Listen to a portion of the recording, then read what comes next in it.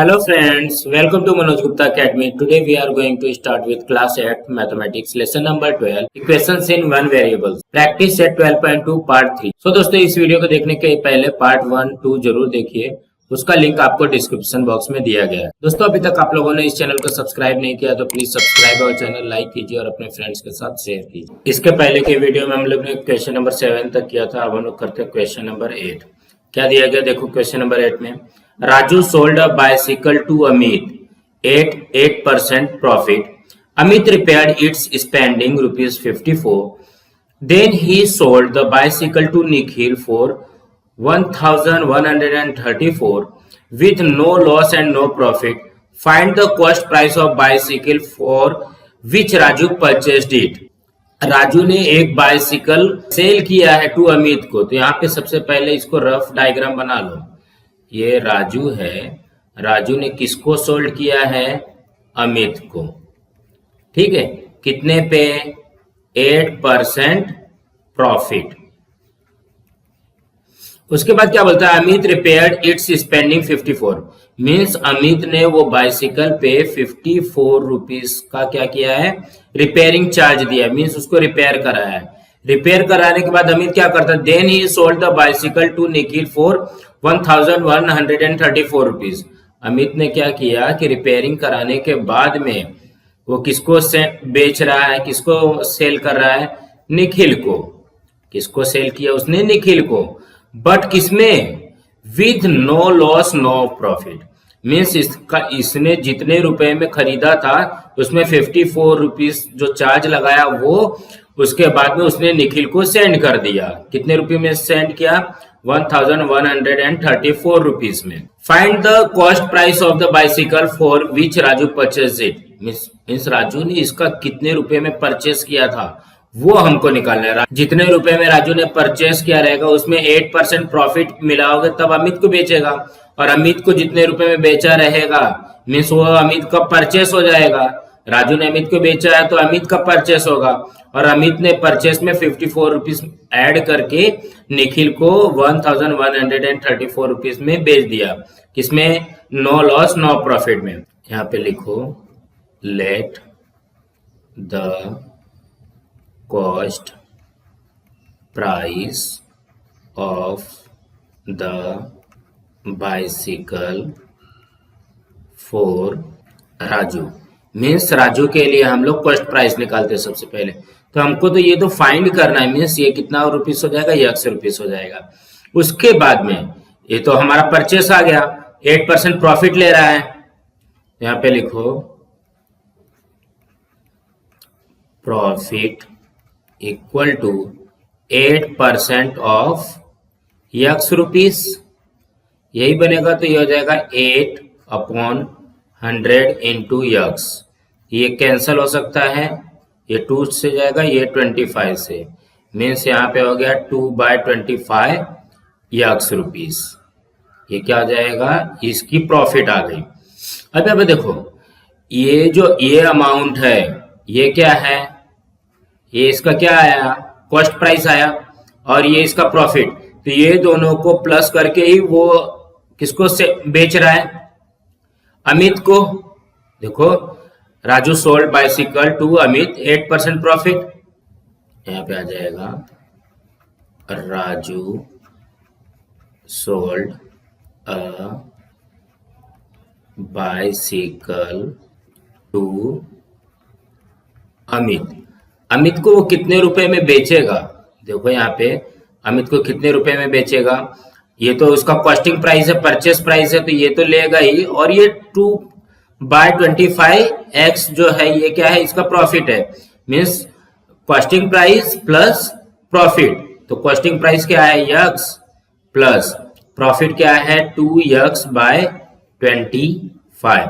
इस अमाउंट से राजू जो है अमित को बेचेगा। तो एक जगह 25 में x का मल्टीप्लाई किया तो क्या आ जाएगा? 25x प्लस 2x/25 इतना रुपीस। अब इसको और सॉल्व कर सकते हैं। अब इसको सॉल्व करो, ये कितना हो जाएगा तुम्हारा? ये कितना रुपीस हो जाएगा? देखो 25x plus 2x means 27x/25। ये कितने रुपए में बेचा? 27x अपॉन 25 में। तो देखो ये राजू ने बेचा है, ठीक है, राजू ने सेल किया है, बट परचेस कौन किया? अमित ने। अमित का कॉस्टिंग प्राइस हो जाएगा ये। Amit spend 54 rupees for repairing. Amit ने रिपेयरिंग के लिए 54 रुपीज दिया है। तो देखो अमित जो है ये तो उसने अमित ने परचेस किया, अमित ने इतने रुपीस में परचेस किया है। अब इसमें क्या करोगे? 27x प्लस 25, ये तो परचेस किया है, परचेस करने के बाद उसका रिपेयरिंग चार्ज भी है 54 रुपीज। तो इतने रुपए में अमित ने क्या किया? पूरा उसका टोटल खर्चा गया है। अब क्या बोलता है? अब बोल रहा है Amit sold the bicycle to Nikhil for rupees 1134 with no profit and no loss। Means no profit no loss का मीन्स क्या हो गया? अमित ने जितने रुपए में खरीदा था उतने रुपए में ही उसको सेल कर दिया, उतने ही रुपए में उसको बेच दिया। तो अमित ने खरीदा कितने रुपए में? देखो इसका टोटल खर्चा कितना गया? ये आया, तो ये कितना है? 27x अपॉन 25 प्लस 54, और ये कितने रुपए में बेचा है? 1134 रुपीज में। अब इसी को सॉल्व कर दो। अब यहाँ पे देखो ये क्या है? प्लस 54 है, इस साइड जाएगा तो माइनस हो जाएगा, तो ये हो जाएगा 27x upon 25 equal to 1134 minus 54। फिर यहाँ पे आएगा 27x अपॉन 25, अब इसको माइनस कर दो 1080। अब यहाँ पे सॉल्व करो इसको, तो ये क्या बनेगा हमारा? 27x upon 25 equal to 1080। देखो यहाँ पे 25 से डिवाइड हो रहा है तो इस साइड जाएगा तो क्या हो जाएगा? मल्टीप्लाई होगा। 27x equal to 1080 into 25, so that x की वैल्यू क्या आ जाएगी? यहाँ पे मल्टीप्लाई हो रहा है तो इस साइड जाएगा तो डिवाइड होगा। 1080 इंटू 25 अपॉन 27, ये इससे कैंसल हो गया। कितने टाइम में? 40 टाइम में। सो दैट x की वैल्यू हो गई 40 इंटू 25, सो दैट x की वैल्यू हो जाएगी हमारी 1000। यही तो हमको फाइंड करना था। देखो, find the cost price of bicycle for which Raju purchase it. हमने राजू का कॉस्टिंग प्राइस क्या सपोज किया? x किया है, यहाँ पे हमारा x आ गया 1000 रुपीज। अब इसको आंसर लिख लो, यहाँ पे लिखो the cost price of the bicycle for Raju is 1000 rupees. इसी तरीके से करना था। अब हम लोग करते हैं क्वेश्चन नंबर 9। यहाँ पे देखो क्या लिखा हुआ है। A cricket player scored 180 runs in first match, 257 runs in second match, find the number of runs he should score in the third match. Means हमको थर्ड मैच का नंबर फाइंड करना है, so that the average of runs in the 3 matches be 230। Means हमको average दिया गया है, third match का run निकालना है। Let the runs score in third match. Third match का हम लोग क्या सपोज करते हैं? x रन सपोज करते हैं। और हमको क्या दिया गया है? 180 runs in first match, 257 runs in second match, और इसका देखो यहाँ पे एवरेज दिया गया है। तो क्या करो, एवरेज का फॉर्मूला क्या होता है? एवरेज इक्वल टू, इसका क्या बनेगा? Total runs scored in 3 matches upon number of match, so that अभी देखो यहाँ पे एवरेज हमको कितना दिया गया है, एवरेज दिया है 230 equal to total runs scored in 3 matches. तो फर्स्ट मैच में कितना है, फर्स्ट मैच का है 180, सेकेंड मैच में कितना है 257 और थर्ड मैच में हमने क्या सपोज किया है x upon number of match. Number of match कितना है 3 मैच, टोटल 3 मैच खेले हैं। तो ये देखो यहाँ पे डिवाइड हो रहा है तो इस साइड जाएगा तो क्या हो जाएगा 230 इंटू 3 और यहाँ पे हो जाएगा 180 प्लस 257 प्लस यक्स। तो 230 में 3 मल्टीप्लाई करोगे तो कितना आ जाएगा 690 और ये हो जाएगा यहाँ पे 7 8 5 13 कैरी 1 2 1 3 8 4 437 प्लस एक्स। अब यहाँ पे देखोगे ये क्या हो रहा है प्लस हो रहा है, इस साइड जाएगा तो क्या हो जाएगा 690 माइनस 437 इक्वल टू यक्स। यहाँ पे हो जाएगा 253 इक्वल टू यक्स। इसको इसमें से माइनस करोगे तो कितना आएगा 253। अभी ये यक्स क्या है, यही है x. The cricketer should score 253 runs in the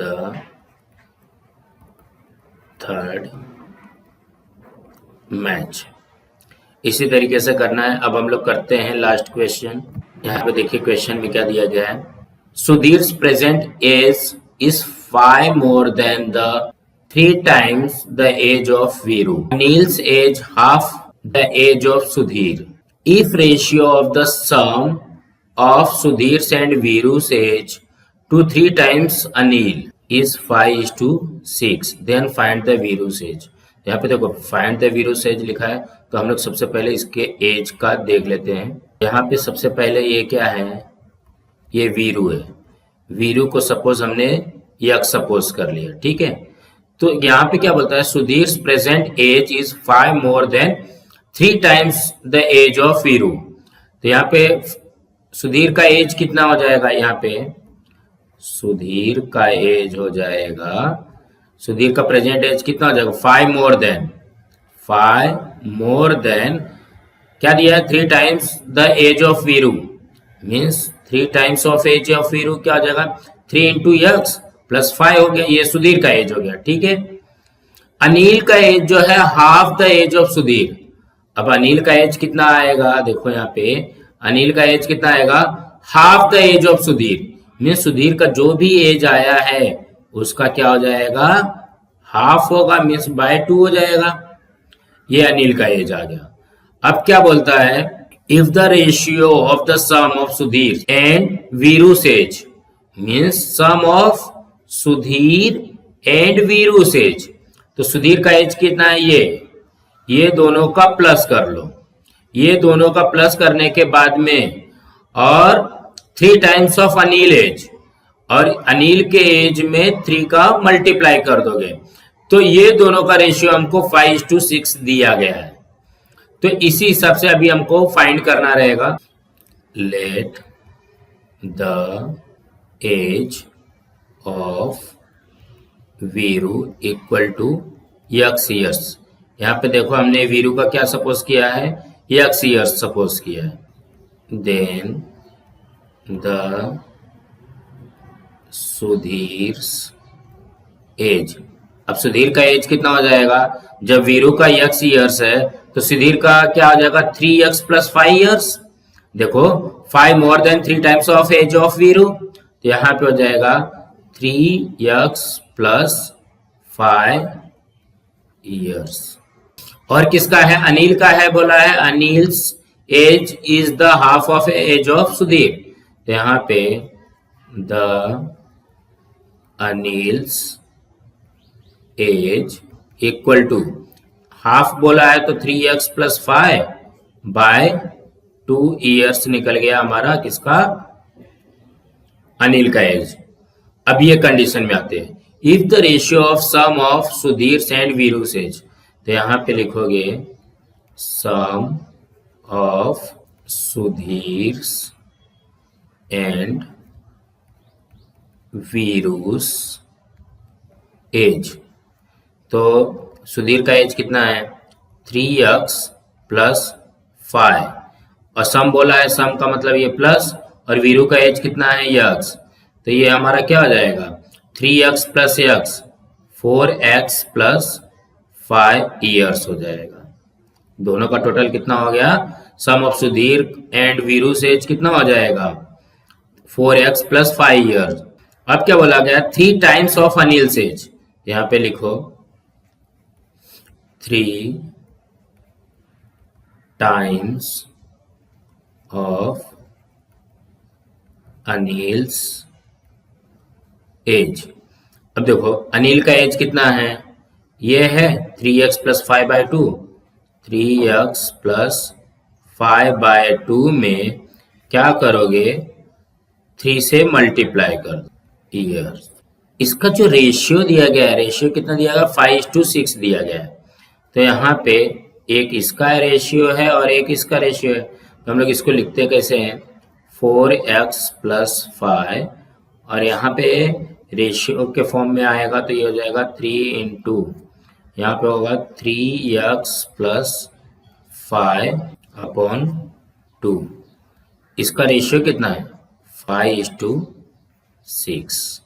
अब इसको क्या कर सकते हो, यहाँ पे देखो इसको क्रॉस मल्टीप्लिकेशन कर सकते हो, तो जब हम इसको क्रॉस मल्टीप्लिकेशन करेंगे तो ये क्या जाएगा 6, यहाँ पर जाएगा 4x प्लस 5, और यहाँ पर जाएगा 5 इंटू 3, यहाँ पे होगा 3x प्लस 5/2, या तो इसको ऐसे को ऐसे ही लिख दो 4x प्लस 5, और यहाँ पे कर दो 5 3 जा 15 इंटू, ब्रैकेट में रहेगा तो इंटू हो जाएगा 3x प्लस 5/2।